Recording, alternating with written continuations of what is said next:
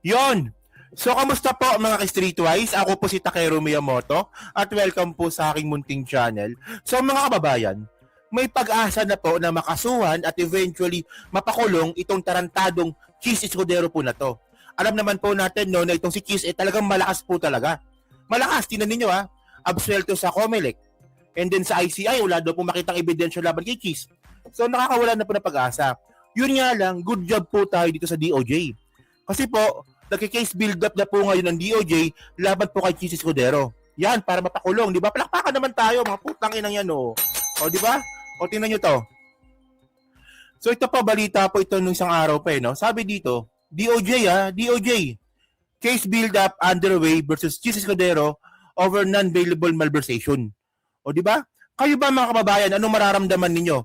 Pag nakita ninyo na magkasama na nga po itong mga hayop na to, no? Itong mga senador nga po na to na nagnakaw po ng pera ng taong bayan. Di ba, especially to si Cheese, dyan ako nainis talaga eh. Kasi sobrang panloloko po yung ginagawa ni Cheese sa atin. Kayo ba, maniniwala ba kayo na ang pinakamahirap na senador si Cheese? Kayo ba maniniwala ba kayo na yung kanyang yaman lang or asset niya lang eh 18 million pesos? Eh samantalang nakabili po siya ng isang Paraiba ring para doon sa kanyang asawa. Di ba, malaking kalokohan po yan. At syempre, alam naman po natin no, na talagang malakas po talaga ang ebidensya kay Cheese. At tayo po nagtataka lang, bakit po siya naabsuelto?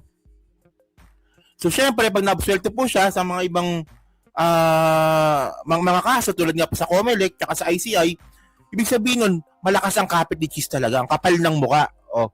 So, ngayon, basahin natin tong report from from news article, abogado.com pala to. Oh. Sabi dito, the Department of Justice, good job sa DOJ, no, said on Wednesday that cases of graft and malversation of public funds filed against Senator Cheese Escudero and several other high-profile officials are now undergoing case build-up. Oh. So, kung matutuloy-tuloy nga po ito, posibleng mga ilang buwan pa bago lumabas ang arrest warrant ni Cheese. Malamang kung case build-up pa lang to, malamang 2 or 3 months pa, no? Medyo matagal, di ba? Pero at least ang importante dito nagpuproceed na po siya. O so sabi dito no, tuloy lang natin no. This was after the NBI no last September recommended to the DOJ the prosecution of Senator Cheese Escudero, Joel Villanueva, and Jigo Estrada over alleged irregularities in flood control projects. O di ba? So malupit 'to no. So, okay, tuloy natin, no? So, sabi dito, there are movements in all case build-up, but whether it's arrived now for a preliminary investigation, I cannot foretell. I don't want to preempt, sabi niya. So, ang mangyayari pala dito, mga streetwise, no? So, may case build-up, pag may nakita nga pong may probable cause o posibleng may ebidensya nga laban kay Cheese, preliminary investigation na po. Pagkatapos ng preliminary investigation, so, gathering of evidence, so, kakasuhan na po si Cheese. Ano pagkakaalam ko ha?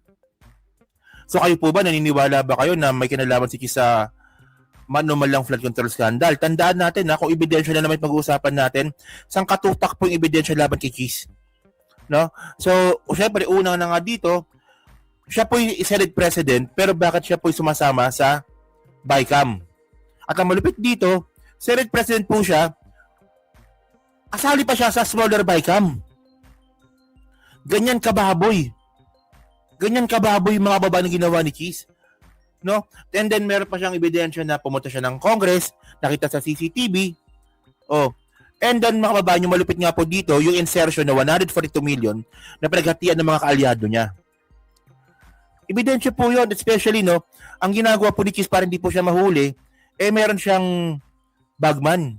Ito na nga po si Bernard New tang ina mo. O sige. So, continue natin. Sabi pa dito sa report. Ito pa, last page na ata ito, no? So, Escudero is among several officials named by the NBI in the September recommendation for prosecution, which was based on sworn affidavits and testimonies of former Public Works Executive Henry Alcantara, Bryce Hernandez, JP Mendoza, and Roberto Bernardo. Kompleto mga streetwise, no? Itong USEC na to na si Roberto Bernardo at saka itong mga engineers nga po na to, lahat sila tinuturo po si Cheese. Kaya nga nakakapagtaka mga kababayan ko bakit siya nakakalusot. Kasi nga po ito, sworn na PWs po ito na talagang tinutumbok nila si Cheese na kasabwat nila sa pagnanakaw ng flood control. Di ba yan sila Henry Alcantara, si Bryce Hernandez, si JP Mendoza. Nakapagtaka talaga, no? Ako nagtataka talaga. Kasi dapat kung meron man dapat na mauna, na makulong, hindi dapat si Bong eh. Si Bong, isa pa lang yung nakita sa kanyang proyekto, di ba? Yung sa Mindoro lang. Kay Cheese nga po, sangkatutak na po yan. Sangkatutak. And by the way, mga kababayan, no, ito. Alam naman po natin, no, na si Cheese nga po ay may impluwensyan tao yan. Makapalang mukha niyan eh. So may mga nababalitaan na nga po tayo na meron siyang tagatulay.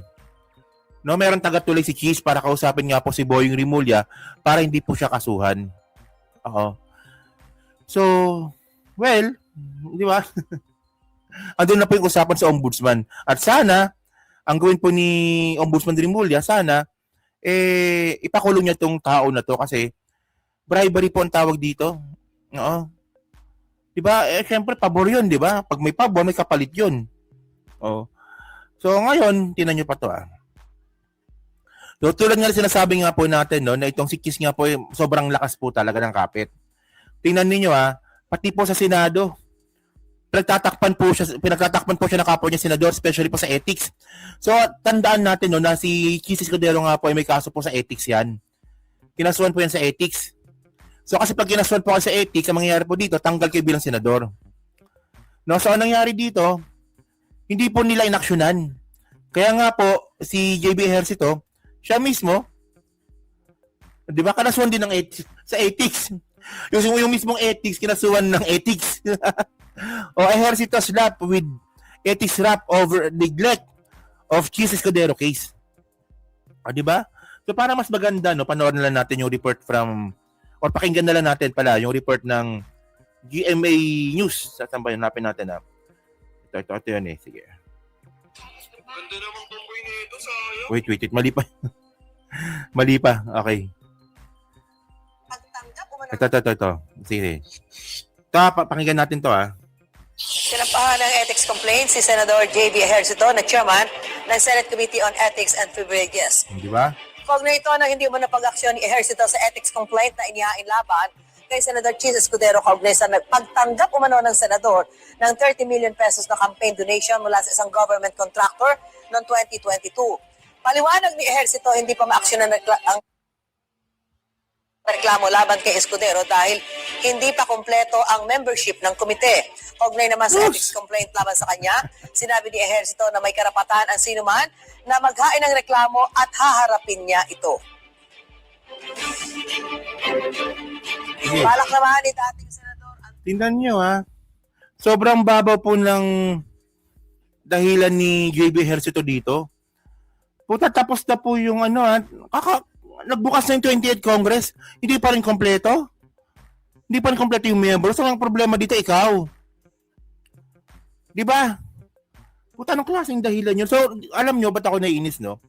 Diyan natin makikita kung gaano kalakas si Cheese. No, tinan nyo sa Comelec, absuelto. Sa ICI, di ba, wala daw ebidensya laban sa kanya.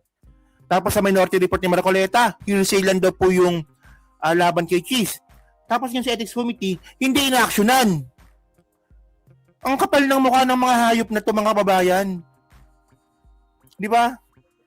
So by the way, well, ang pag-asa nila po talaga natin is DOJ.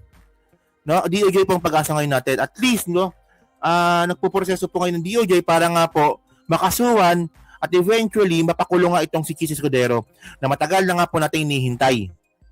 Di ba? So yun mga ka-straightwise, no? So kayo po, no? Di ba? Ano masasabi nyo nga po dito sa kung gaano kalakas tong si Cheese Escudero? Na alam naman talaga natin na siya ang pinakamaraming ebidensya pero siya pa yung sinasabing not guilty. At ang kapal-kapal ng mukha niya mga kababayan na ang tinuturo niya pang mastermind daw po si Martin Romualdez. Na si Martin Romualdez walang bakas nga po ng BICAM. Hindi kasali sa BICAM, hindi pumirma sa BICAM at walang insertion. Si Cheese andun sa kanya lahat. Di ba? Ay, Diyos ko. So yun, nasa pa-comment lang po sa baba at binabasa ko pong lahat yan. At syempre, dyan po sa Team Replay, di ba? So pa-like, pa-subscribe, di na makalabisan, pa-share na rin ang content natin ngayon, no? So thank you mga ka-Streetwise. Kita na lang ulit tayo sa susunod ring content. So thank you, salamat and babush.